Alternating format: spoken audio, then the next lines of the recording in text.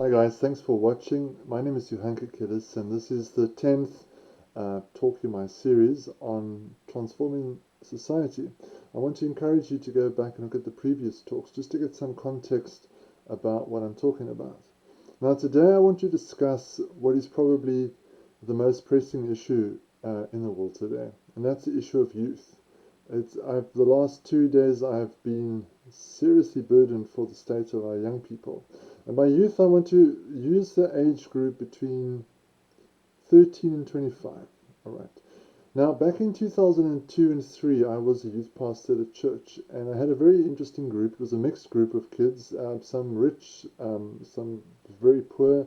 They were from all spheres of society, and I can remember back then, vaguely remember, the issues that were messing with their minds back then, and the stuff that was taking them down.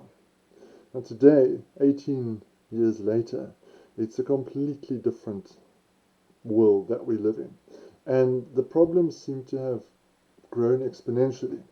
So just to give you some idea of what I'm talking about, I just want to read off a couple of lists that I've done over the last 6 or 7 years. So what I do is I go into schools and I work with university students from all over the world, and I have drawn up a list of firstly two lists. One is the issues that are facing middle class young people, and the other is the issue that is facing young people that grow up in poorer sort of gang-ridden communities like we have here in Cape Town.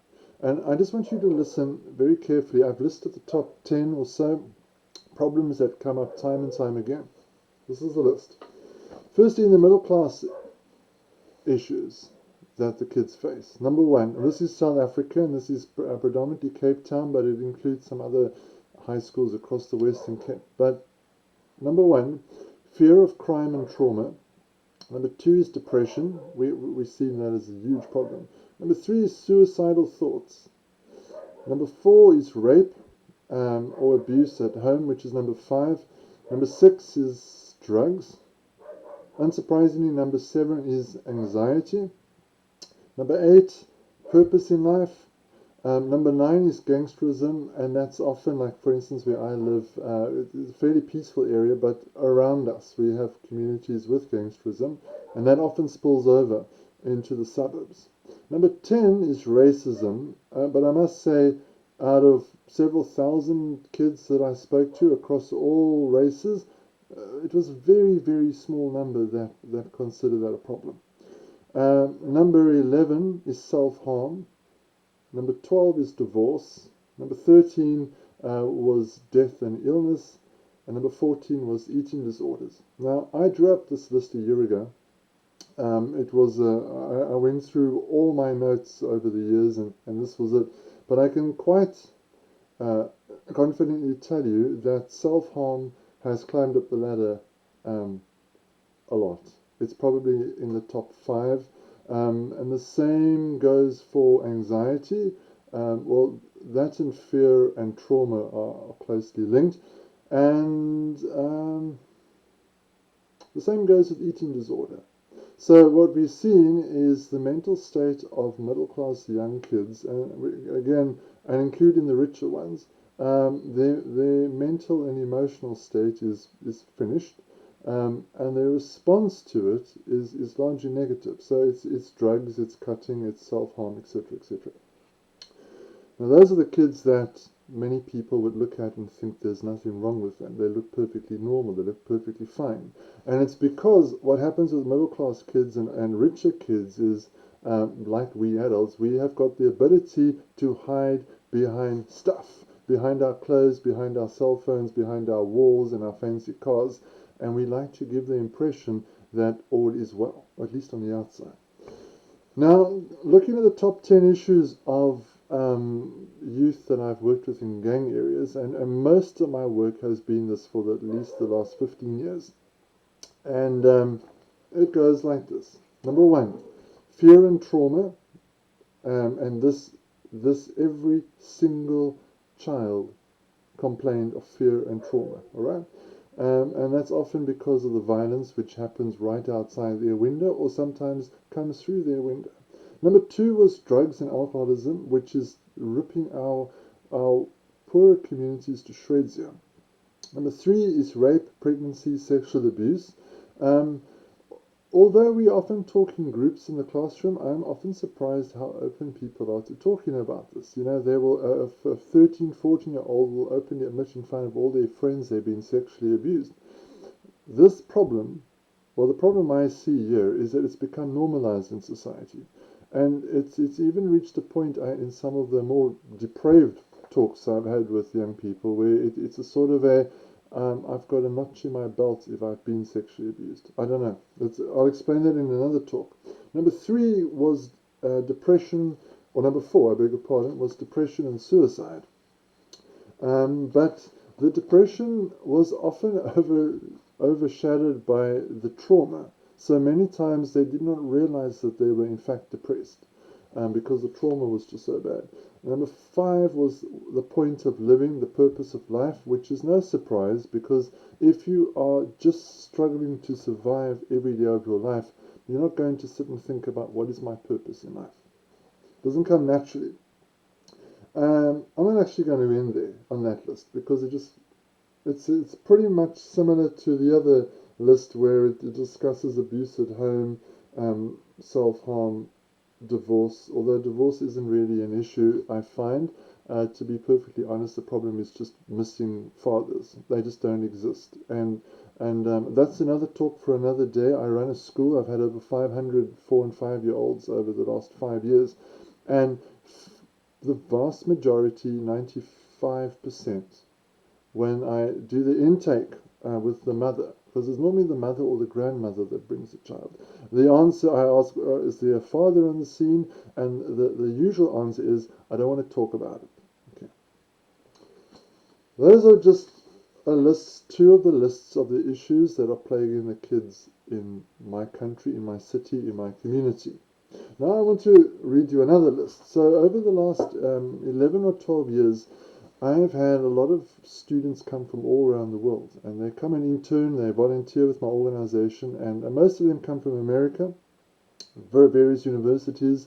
They study social work, they do psychology, they do whatever. There's a whole range of stuff they major in, and then they come out and they'll spend between 3 months and a year interning with me to get some practical experience, which often shocks them to death. I also get a lot of students from Europe, predominantly Switzerland, Sweden. I've had from quite a few from Germany, Netherlands. So we're looking again. So basically, very, very first world. I've had groups from Australia, from New Zealand. I've had one or two small groups come from the Far East, but most of the groups that come to me are students who grow up in the so-called first world. By comparison to how we live here in Africa, they are extremely wealthy. They have everything.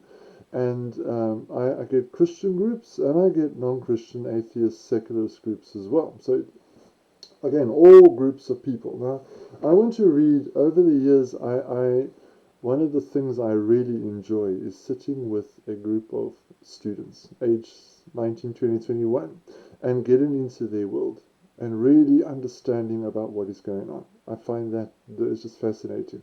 I'm 45. I'm sort of spring chicken in some people's eyes, but I mean this is a completely different generation to what I grew up in 25 years ago. Now, let me just rattle off quickly a list. The 13 things that I found coming from Christian students, coming from Christian universities, predominantly in America. Okay, and these are the issues that weigh on their hearts. And I just want to add here, often when they come and they open up about this, I am the very first person in the whole world that they have told about this. They don't feel comfortable talking about it back at home because they are generally worried that people are going to judge them. And they somehow feel, I think it's because they're right at the bottom of Africa. You can't get further away from home. They somehow, I think they feel a bit more comfortable speaking here because they know that the chances of me going back to their place and sharing is not going to happen. And I never will. That's one of my rules. But I want to share this with you because I think it's important that pastors and Christian universities listen to this and listen to this very, very carefully. So, amongst Christian, and I'm not going to mention universities, but there were four in particular. Number one, self-harm. Number two, suicidal tendencies. This is a problem from a young age, from 13, 14. Number three, depression. Number four, let's just use the word promiscuity and then shame.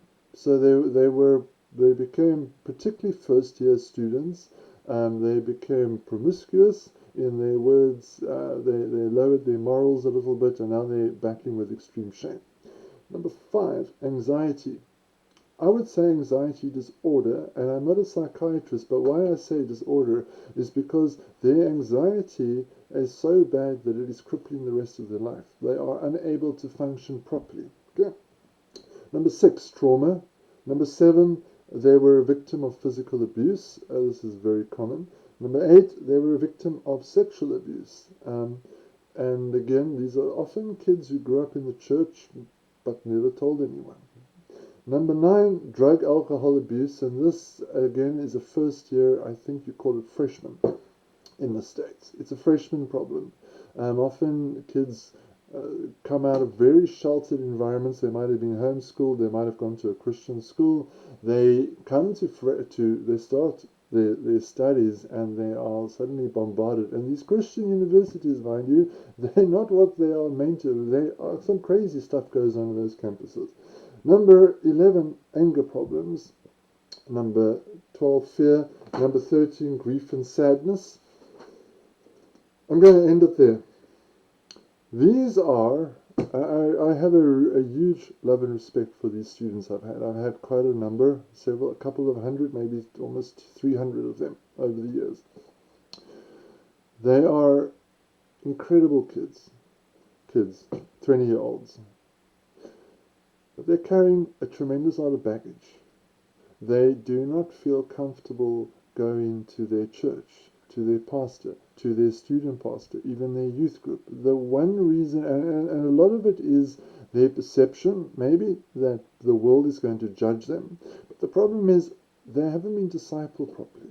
Okay, they haven't been told, firstly, that when you sin, you can pick yourself up again because God forgives you. So they wallow in that guilt, in that shame, and it absolutely crushes them and destroys them. A lot of them have said to me that their parents just never had time for them.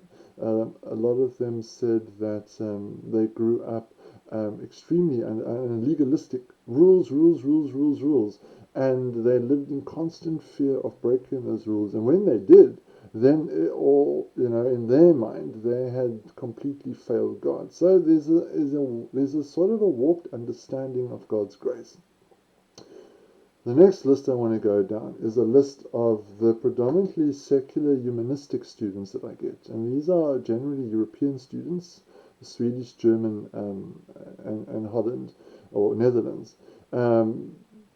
Openly atheist, and they make it very clear to me they don't agree with one thing that I believe. It's I've been told that Christianity is fairy tales. It's fine. Listen, we're there to engage and to discuss these things, and I've over the last 3 years in particular tried to get a better understanding about what it is that goes on in a secular, humanistic, atheist mind, because we don't get terribly many of them here in South Africa. South Africa is still a country where faith and belief is held to. It's important, all right? We get a lot more than we did 20 years ago, 10 years ago, but still. Now, it's very interesting to me to see there's a dazed and confusion, put it that way, around these students. Again, extremely wealthy, very privileged. They've got everything at their fingertips. It's first world. They lack for nothing. But I am absolutely amazed how many of them have got no purpose for living. They have no idea why they are on this earth. It's some kind of mistake and they've just got to make their way, stumble through. The second thing that gets me is they are terrified of having their own opinions. I don't know if it's the political correctness of growing up in a first world country. I don't understand that, okay? But They cannot engage. They will not have an opinion. If I can ask a simple question, are you male or female? It's a simple question. They won't answer me.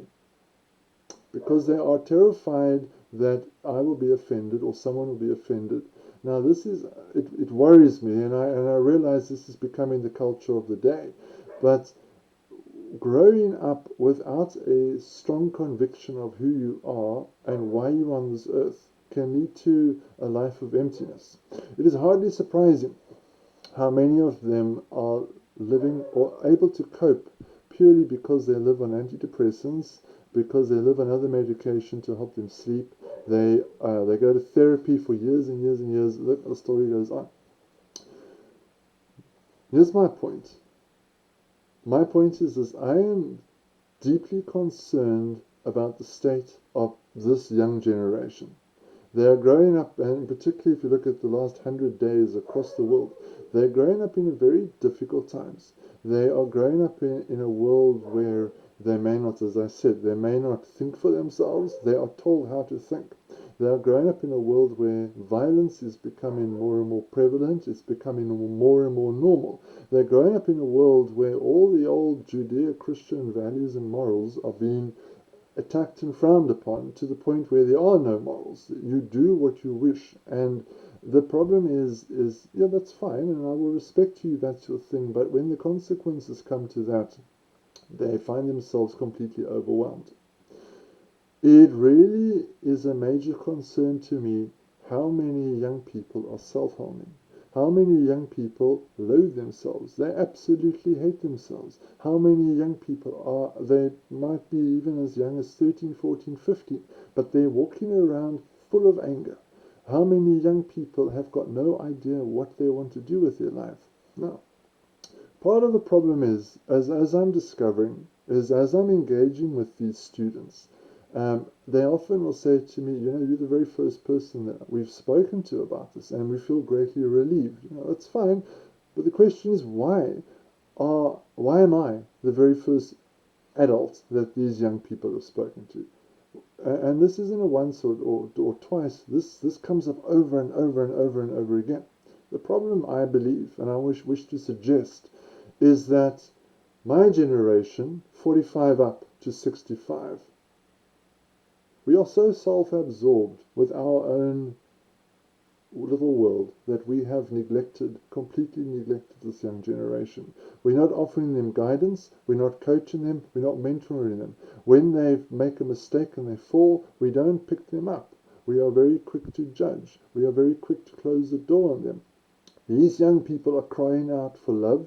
They're crying out for acceptance. They're crying out for guidance. It's amazing. I will have them write emails to me 3, 4, 5 years later saying, Johan, what do you think I should do with my life? Do you think I should pursue this? Do you think I should pursue that? I will take the time and answer them. But why do they have to write to somebody who lives 10,000 kilometers away? I wish to say that if every single church does not put the youth and student ministry as an absolute priority this year, by next year we would have lost a substantial amount of them. I have had the great misfortune of being at the side of many murdered young people. I have sat with many, many young people who've attempted suicide, some who succeeded, some who are extremely suicidal. And it weighs heavy on me, because this could have been avoided. It does not have to be that way. I've had a dream for many years of young people from all around the world coming here, mixing with our young people here. African young people and American and European and Far East and Australian young people, they're not that different. We've got completely different worldviews, and that's a good thing, because it is nice to... what I love about the world is that we have different worldviews. We're not all just one. It makes life interesting. But we have so much to learn from each other. And I would love to see, we will find a space where young people come from all over the world. They come here, they engage with us, they engage with the young people here, that my guys here can get a better understanding of what it's like to grow up where they live. I also believe that as a lot of the first world is going into crisis and into turmoil, and violence is becoming more and more prevalent, and gangsterism and drugs is becoming a bigger problem, there's something you can come here and learn from, because we've been dealing with this problem for a very long time. I believe with all my heart that God wants to rescue and restore young people. And I want to encourage you to write to me. My email is in the description below. It's johan@soteriaministries.org.za. Thank you for watching.